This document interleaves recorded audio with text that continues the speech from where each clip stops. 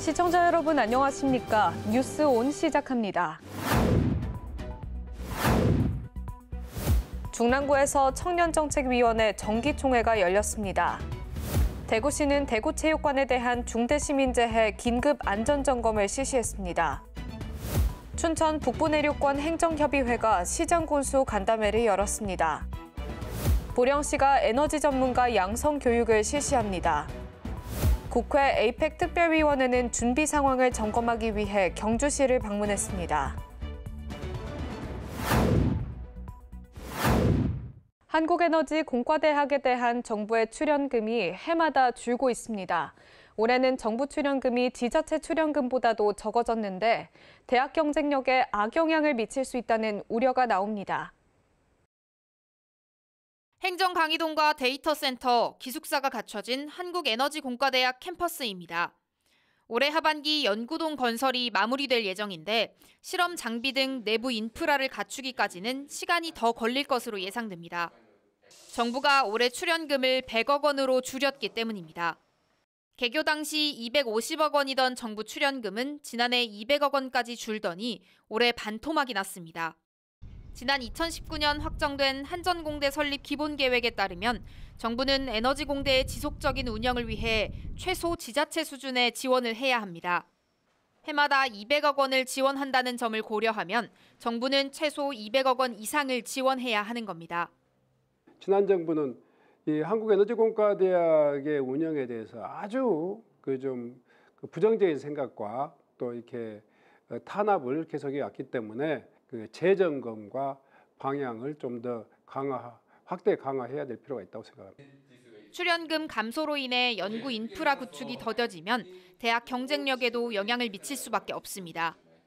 에너지공대 측은 정부 출연금 규모가 줄어든 것은 사실이라면서 국가 대형 과제 수주, 자체 수입 확보 노력 등을 하고 있다고 밝혔습니다. 표적 감사와 총장 해임 압박에 이어 출연금 삭감까지. 전임 정부의 한국에너지공대 흔들기가 지속되면서 지역의 주요 연구 인프라 경쟁력이 크게 흔들리고 있습니다. KBC 고울입니다. 수도권 소식입니다. 동대문구가 초등학교 1학년에서 3학년 학생을 대상으로 영어 체험형 프로그램 영어랑 놀이랑을 운영합니다. 구는 프로그램을 통해 아이들이 영어에 대한 자신감을 키울 것을 기대하고 있습니다. 프로그램은 4월 2일부터 25일까지 매주 수목 금요일 답심리 영화 미디어 아트센터에서 진행되며 요일별로 영어 체육, 영어 쿠킹, 영어 보드게임 등 놀이 중심 수업이 마련됩니다. 특히 에어바운스를 활용한 영어 체육은 안전하게 스포츠를 즐기며 자연스럽게 영어를 익힐 수 있어 주목받고 있습니다. 구는 원어민 강사와의 활동을 통해 영어에 대한 흥미와 자신감을 키울 수 있을 것으로 기대하고 있습니다. 구는 아이들이 영어에 대한 두려움을 줄이고 즐겁게 배울 수 있는 기회가 되길 바란다고 전했습니다. 서울 동부권 최대 자동차 부품 유통지인 답심리 자동차 부품 상가가 새로운 모습으로 탈바꿈합니다. 이곳은 주거와 상업이 공존하는 복합단지로 변신할 예정입니다. 지난 3일 구는 답심리 자동차 부품 상가 도시정비형 재개발 사업에 대한 사업 시행 계획 인가를 고시했습니다. 이번 사업은 답심리동 황물로 일대 약 18,000제곱미터 부지를 정비해 최고 32층 규모의 아파트 6개 동과 오피스텔 1개 동을 신축하는 계획입니다. 아파트는 총 618세대, 오피스텔은 93실로 구성되며 공영주차장과 어린이공원 등 주민 편의시설도 함께 조성됩니다. 40년 넘게 자동차 부품 유통의 중심지였던 이곳은 이제 주거와 상업이 공존하는 복합단지로 새롭게 태어납니다. 구는 앞으로 감정평가와 이주 절차 등을 거쳐 사업에 본격 착수할 예정입니다. 마포구에서 2025년 새마을 방역봉사대 발진식이 열렸습니다. 망원유수지 체육공원에 든든한 동네 지킴이들이 한자리에 모였습니다.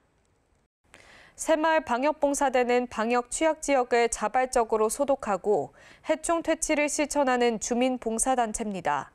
이날 행사에는 박강수 마포구청장과 서울특별시 마포구 새마을회, 각 동의 방역대장 등 60여 명의 대원들이 함께했습니다. 이후에는 대원들이 직접 방역 장비를 착용하고 전염병 예방을 위한 의지를 다지는 방역 장비 시연도 이루어졌습니다. 중랑구에서 청년정책위원회 정기총회가 열렸습니다. 청년정책위원회는 구의 청년정책을 심의하고 자문하는 역할을 합니다. 이날 정기회의에서는 류경기 중랑구청장이 지역 청년들과 함께 대화하는 형식으로 주요 청년 지원 프로그램, 청년문화 활성화 등에 대한 논의를 진행했습니다. 중랑구는 회의에서 언급된 다양한 안건이 현실화될 수 있도록 청년들의 지속적인 관심과 참여의 중요성을 강조했습니다. 다음으로 광역시 소식입니다. 대구시는 대구체육관에 대한 중대시민재해 긴급 안전점검을 실시했습니다. 해당 점검은 박희준 재난안전실장 주재로 진행됐습니다. 이날 대구체육관 안전점검에서는 외벽 및 천장 마감재 확인, 안전난간, 조명시설 등을 집중 점검했습니다. 한편 대구시는 중대시민재해 운동시설 및 문화집회시설 23개소에 대해 긴급 안전점검을 실시하고 있습니다.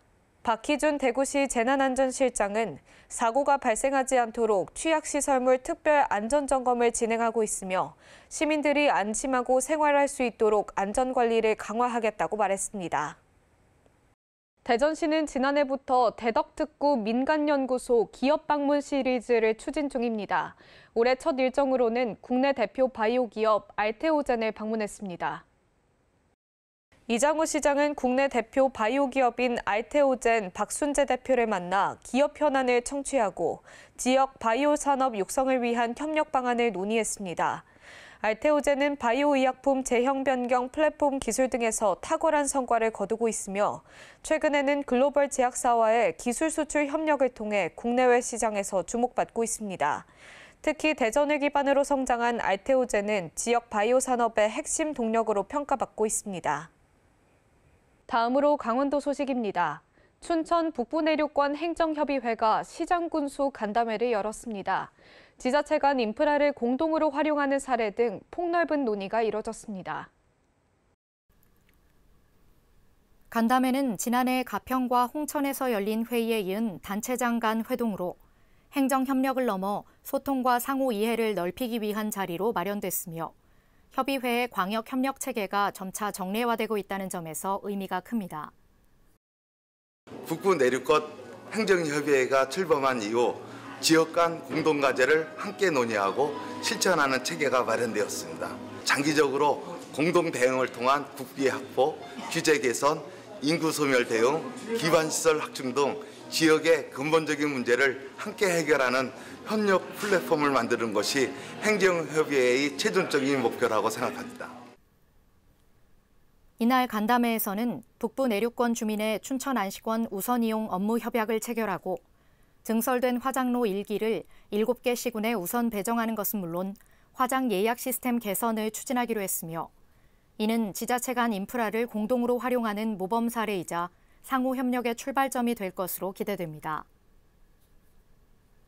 그 밖에도 푸드테크 연구지원센터 광역 클러스터 구축, 용문 홍천 광역철도 사업 홍보 지원, 포천 철원 고속도로 조기 추진, 연천 철원 전철화 사업 국가계획 반영, 2025 화천 DMZ 랠리 개최 홍보 지원, 민통선 조정을 통한 DMZ 생태 보존 관리 및 관광 활성화 등 총 6가지 안건이 논의됐습니다.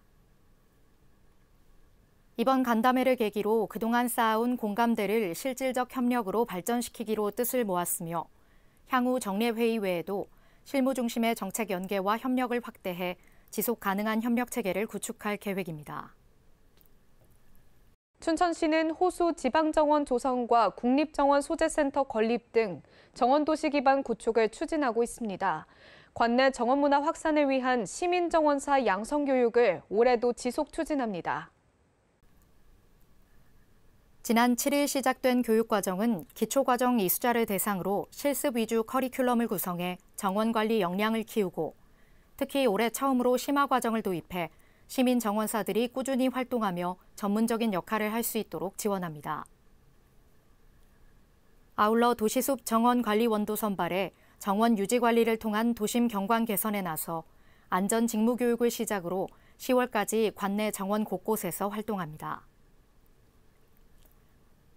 한편 그간 배출된 시민 정원사들이 주축이 되어 지난해 6월 발족한 비영리 단체 봄내 가드너스는 지속적인 정원 문화 확산을 목표로 다수의 프로젝트에 참여해 재능을 기부하고 있습니다. 봄내 가드너스는 춘천은 우리 집 정원 사업을 통해 공원 정원 관리 및 정원 탐방에 나서고 남이섬 주요 지점에 조성될 예정인 봄내 플라워 가든 사업에도 참여하는 등 올해도 활발한 활동을 이어갈 예정입니다.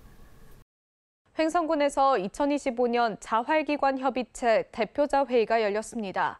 군은 2023년부터 2년간 협의체를 운영하며 자활 사업에 대해 논의해오고 있습니다. 이날 회의에서는 2기 자활기관 협의체 위원을 정비하는 위촉식과 더불어 현재 횡성군의 자활 사업 추진 현황과 활성화 방안을 공유했습니다.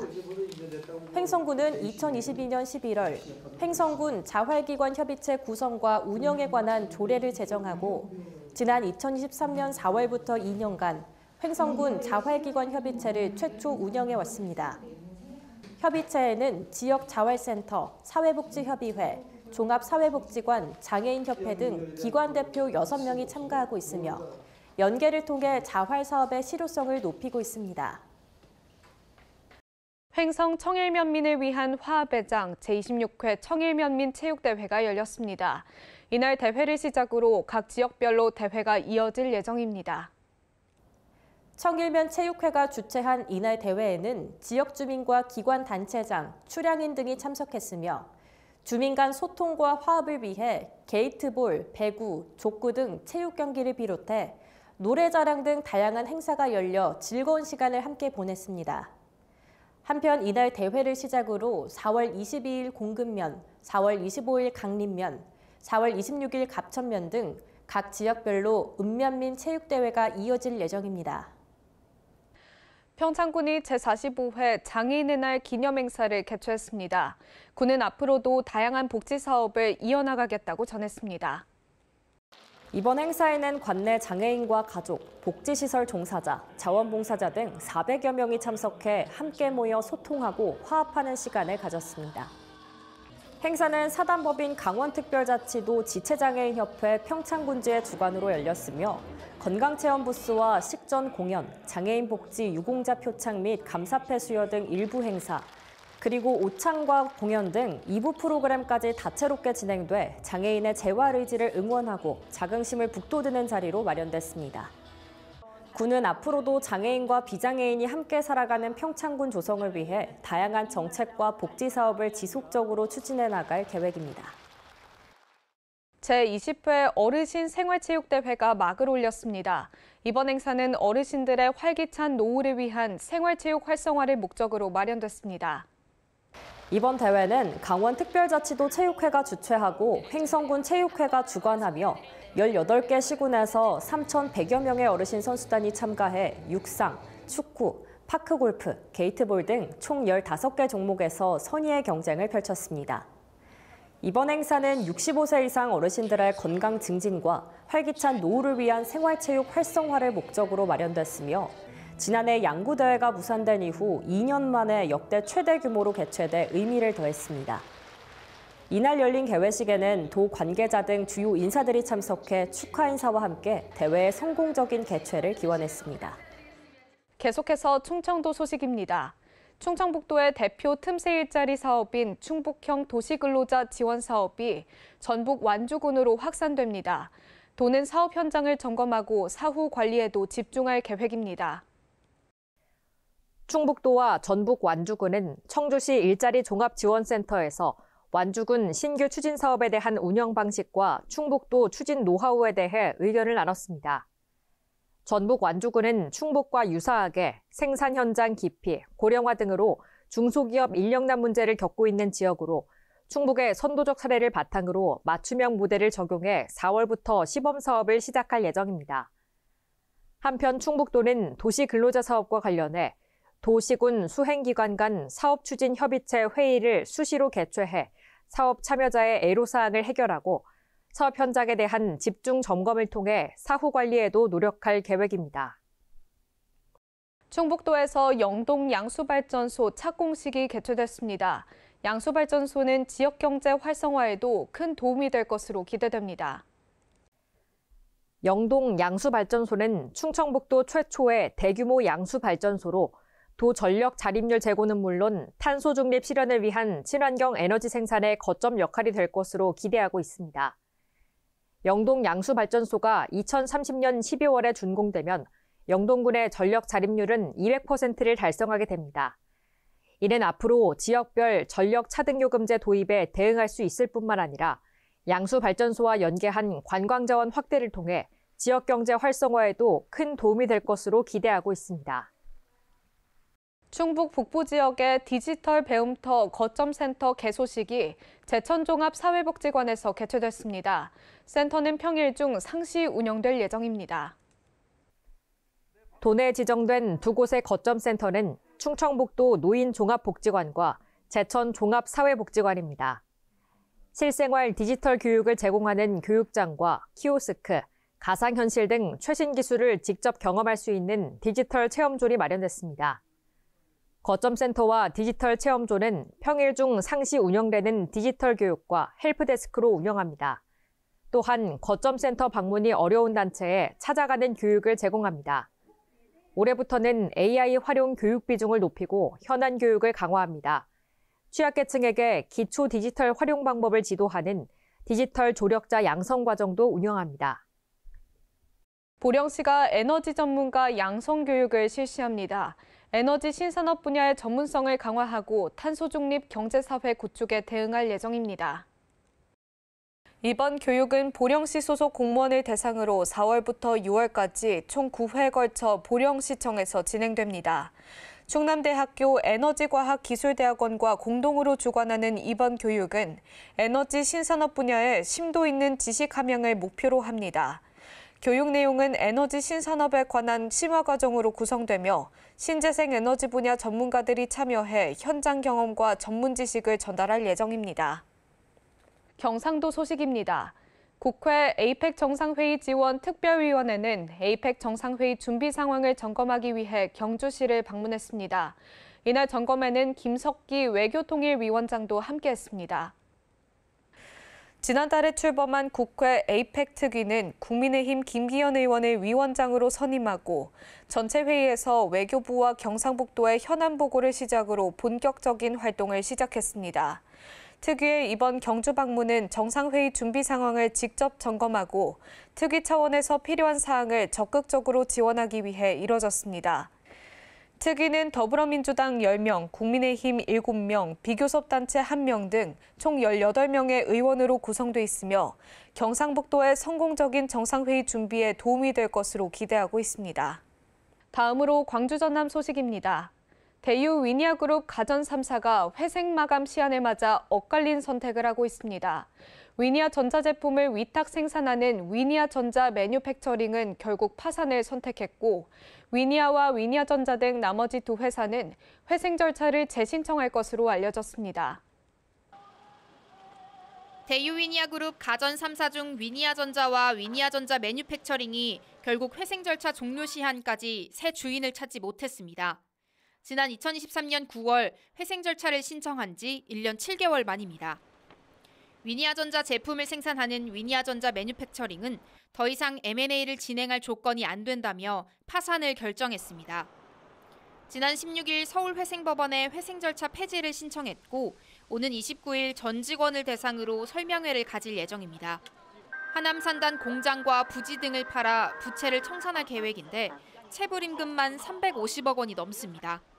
반면 위니아전자는 파산 대신 회생 절차를 다시 신청하겠다는 입장입니다. 부실 자산을 털어내고 생산 단가가 싼 해외 공장을 가동할 경우 생존 가능성이 있다는 판단입니다. 가전 3사 중 김치냉장고 딤체를 생산하는 위니아도 회생 절차 재신청으로 가닥을 잡은 것으로 알려졌습니다. 오는 23일 회생 절차 종료 기한까지 새 주인을 찾기는 사실상 불가능하기 때문입니다. 지난달 광주시와 광주상위 등이 지역 경제에 미칠 영향을 고려해 회생기한 연장을 법원에 탄원했지만 받아들여지지 않았습니다. 회생 절차 마감에 앞서 엇갈린 선택을 한 대유 위니아 가전 3사. 위니아전자 매뉴팩처링은 결국 파산 수순을 밟게 됐고 위니아와 위니아전자의 운명은 법원의 판단에 따라 결정될 전망입니다. KBC 고울입니다.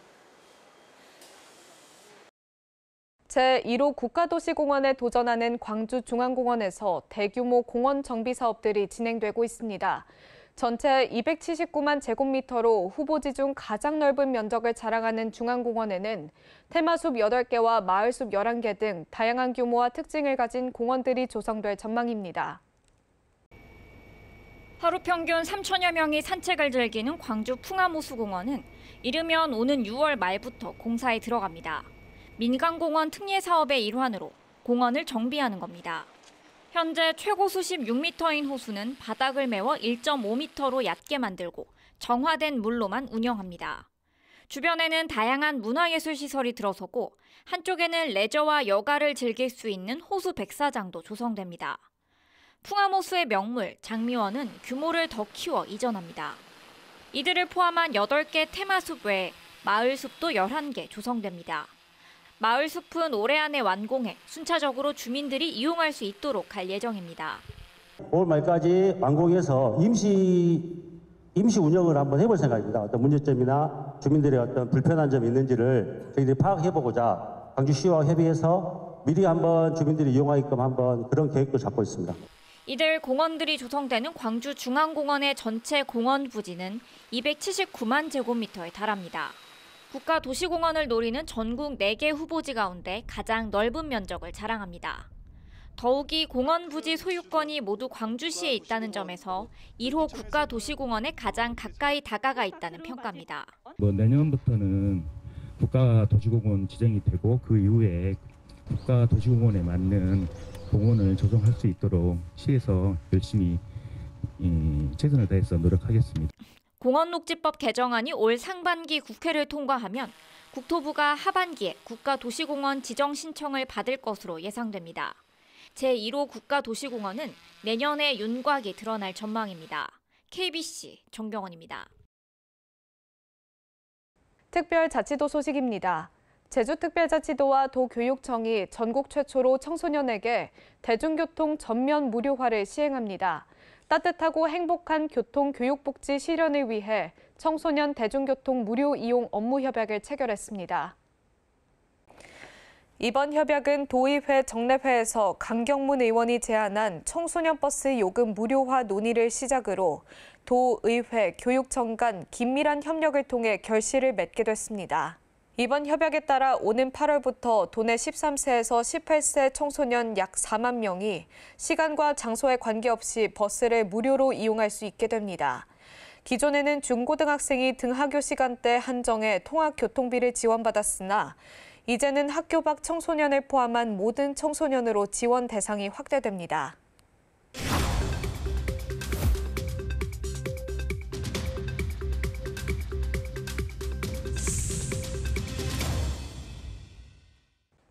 한 주간의 행사 소식을 전해드리는 클릭 행사톡톡 시간입니다. 담양 대나무 축제가 전남 담양에서 열립니다.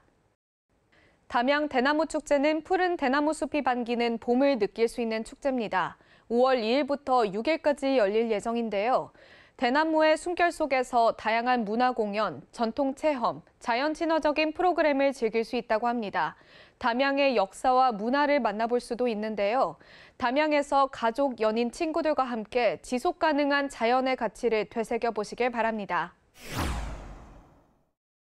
전남 무안군이 시니어 친화형 국민체육센터 건립에 본격 나섭니다. 군은 기존 청소년 수련관 건물을 재활용해 시설 현대화를 도모할 계획입니다. 국민체육센터에는 탁구장, 스크린파크 골프장 등 여가 공간이 마련될 예정이며 이는 주민들의 체육활동 기회를 넓히고 지역경제 활성화에도 기여할 것으로 기대됩니다. 김산 무안군수는 국민체육센터 조성을 통해 국민체육활동의 질을 높일 예정이라고 말했습니다.